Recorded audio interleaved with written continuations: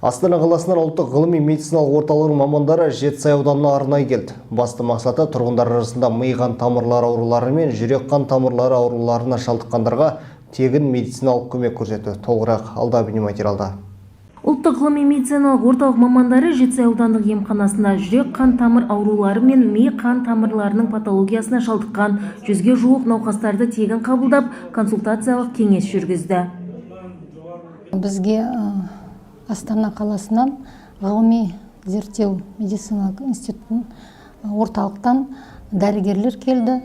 Оның құрамында кардиолог дәрігерлер, кардиохирургтар, ангиохирург дәрігерлер және де нейрохирург дәрігерлер бар. Бұл дәрігерлер бізге үлкен көмекпен келе жатыр.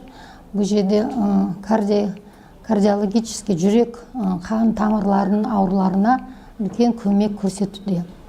Бұл жоба медициналық әлеуметтік сақтандырылған азаматтарына бәріне қол жетімді.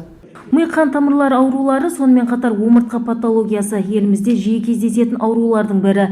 Ми қан тамырлары аурулары көбіне 60-тан асқан кісілерде жиі кездеседі және бұған себеп дұрыс тамақтанбау, майлы тағамдарды тұтыну дейді мамандар.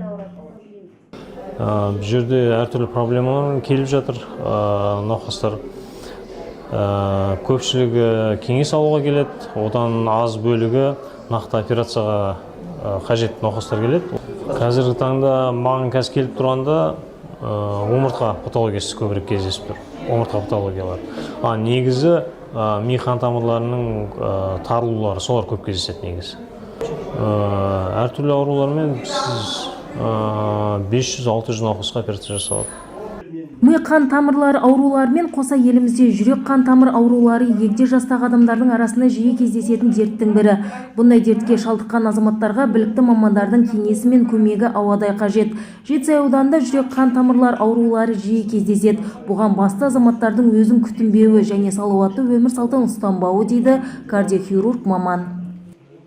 Біз осы ауданға, Жетісай қаласына, осы ауданның, осы Жетісай ауданына жасатын елді мекендерінің көмек ретінде консультативті тегін қабылдау өткізіп жатыр. Осы ауданнан жылда 20 шақты науқас бізге операцияға келеді. Ол тек қана кардиохирургия бөліміне, одан басқа аритмология бөліміне, кардиология бөліміне келіп түсетін науқастар саны бір 50 шақты болады біздің орталыққа келетін. Кардиохирург дәрігерлер өз ісінің шебері екендігін консультацияға келген тұрғындарда жасырмады. Шадеп Абдулла, кардиохирург Айдос Ерпашев көмегімен жүректің қан тамырларына шунттау әдісі арқылы күрделі ота жасағандардың бірі. Бір жыл алдын не болып қалдым, одышка болып қалдым. Сал жүрсем ауа жетпейді, сондай тамырлар не болған екен. Кен Шымкентке жіберді. Шымкентке барсам, не дейді, операция керек, тамырлар батып қапты. Содан келіп, документ тоғылап, фотоны тоғылап, Астанаға барды. Қазір сіз интервью алған жігіт Айдос, ол кісінің Алла риза болсын, ол кісі бізге себепші болды. 1 ноябрь күні мен операция болдым. Шунтирет қалдық.